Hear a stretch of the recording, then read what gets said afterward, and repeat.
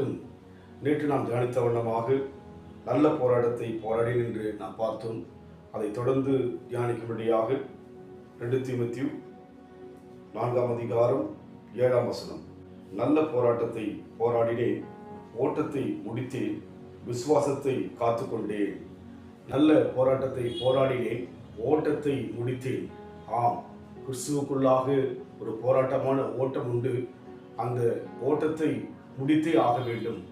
அழைத்த தேவன் உலகத்தின் முடிவு மட்டும் சகல நாட்களும் நம்மோடு இருக்கிறேன் என்று வாக்கு கொடுத்திருக்கிறபடினாலே முடிக்கும்படியாக இந்த போராட்டத்தை நாம் போராட வேண்டும். இந்த போராட்டம் என்பது நல்ல போராட்டம். நம் வாழ்க்கையிலே எதிரிலே செயல்படுகிற அநேக மனிதர்கள் மத்தியிலே நாம் நம்முடைய ஞானத்தை கொண்டோ, திறமையை கொண்டோ, பகைமையை கொண்டோ, வெறுப்பை கொண்டோ போராடி ஜெயித்துவிட நாம் யோசிக்கின்றோம். அப்படி அல்ல. நம் வாழ்விலே இந்த போராட்டம் நல்ல போராட்டம். அன்போடு போராட வேண்டும். அதோடு மாத்திரமல்ல, இரக்கத்தோடு போராட வேண்டும்.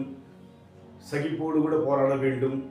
எதிராளியை நாம் வீழ்த்து விடுவோம் என்று எண்ணி நாம் நகைத்து அவர்களை ஏளனமாக எண்ணி நாம் வாழாதபடிக்கு நம் வாழ்விலே இந்த போராட்டத்தை தெய்வ கிருபையோடு கூட தேவனுடைய கிருபையை பெற்று நாம் போராடி முடிக்க வேண்டும். என்று சொன்னால் விசுவாசத்தை துவக்கிறவரும் முடிக்கிறவருமாகிய இயேசு கிறிஸ்து நம்மோடு இருக்கிறபடினாலே போராடி முடிக்க வேண்டும். இதை வழியிலே விட்டுவிட தேவன் விரும்பவில்லை. பாதையிலே நாம் விலகிவிட தேவன் விரும்பவில்லை. இது ஒரு நல்ல போராட்டம். போராடி முடிக்க வேண்டும். அதோடு மாத்திரமல்ல, இங்கே சொல்லப்பட்ட வண்ணமாக விசுவாசத்தை காத்துக்கொண்டேன். மூன்றாவதாக விசுவாசத்தை காத்துக்கொள்ள வேண்டும். நம் வாழ்க்கையிலே விசுவாசித்திருக்கிறவர் இன்னார் என்று நான் அறிவேன் என்று பவுல் சொல்கிற வண்ணமாக விசுவாசத்தை காத்துக்கொள்ள வேண்டும். விசுவாசம் இல்லாமல் தேவனுக்கு பிரியமாயிருப்பது கூடாத காரியம் என்று சொல்லி பார்க்கிறோம். நாம் நல்ல போராட்டத்தை போராட, ஓட்டத்தை முடிக்க, விசுவாசத்தை காத்துக்கொள்ள தேவன் விரும்புகிறார். அதற்கு வேண்டிய கிருபையை கொடுக்க, அதற்கு வேண்டிய வல்லமையை கொடுக்க, அதற்கு வேண்டிய தயவை கொடுக்க தேவன் இன்றைக்கு சித்தமாக இருக்கிறபடினாலே போராடிதான் ஆக வேண்டும். இயேசு சொன்னது போல உலகத்தில் உங்களுக்கு உபத்திரம் உண்டு என்று சொல்லி நான் பார்க்கிறோம். அதுபோல இன்றைக்கு இந்த போராட்டத்தை நாம் வேறுதுமாக எண்ணாதபடிக்கு நல்ல போராட்டமாக நம் வாழ்க்கையிலே எதிராளி தோற்றுவித்ததை கண்டு நாம் சந்தோஷப்படுவதல்ல இந்த போராட்டம்.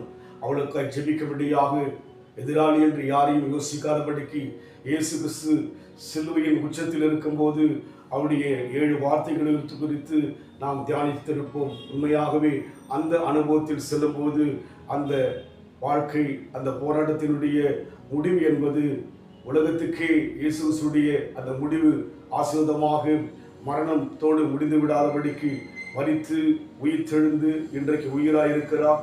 உலகத்தில் அவரை நேசிக்கிற அத்தனை பேருக்கும் அவர் ஆசீர்வாதமாக இருக்கிறார். அதனால் நம் வாழ்க்கையிலே போராடி முடித்து விசுவாசத்தை காத்துக்கொள்ள நாம் பிரயாசப்பட வேண்டும். அதை தேவன் விரும்புகிறவராயிருக்கிறார். கோதுமை மணி போல் மடிந்திடுவே, உமக்காய் தினமும் பலன் கொடுப்பேன். கோதுமை மணி போல் மடிந்திடுவே, உமக்காய் தினமும் பலன் கொடுப்பேன். அவமானம் இல்லை சிலுவைதனை, அவமானம் இல்லை சிலுவைதனை அனுதினம் உமக்காய் சுமக்கின்றேன், அனுதினம் உமக்காய் சுமக்கின்றேன். உமக்காகத்தானே ஐயா நான் உயிர் வாழ்கிறேன் ஐயா, எந்த உடலும் உள்ளமெல்லாம் அந்த உமக்காகத்தானே ஐயா. அவருக்காக வாழும்பொழுது நம் வாழ்க்கையில் வருகிற எல்லா விதமான பிரச்சனைகளையும் நல்லதாக எண்ணி அதில் ஒரு அர்த்தம் இருப்பதாக, அதிலே ஒரு தேவன் விரும்புகிற காரியம் இருப்பதாக எண்ண முடியும். அதனால் தேவன் நம்மோடு இருக்கிறார் என்கிற நம்பிக்கையோடு கூட அன்பின் ஆண்டவரே நல்ல போராட்டத்தை போராடினேன் என்று சொல்லி ஆண்டவரே அந்த முழுமையை பவுல் சொல்வது போல எங்கள் வாழ்க்கையில் கூட ஒரு முழுமை பெற ஆண்டவரே ஓட்டத்தை ஆண்டவரே நாங்கள் விட்டுவிடாதபடிக்கு ஓடி முடிக்க விசுவாசத்தை காத்துக்கொள்ள யாவருக்கும் கிருபை கொடுப்பீராக. பொறுப்படுத்திக் கொள்ளுங்க. இயேசுவின் நாமத்தில் பிதாவே, ஆமீன். கர்த்தர் ஆசீர்வதிப்பாராக. God bless you. Hallelujah.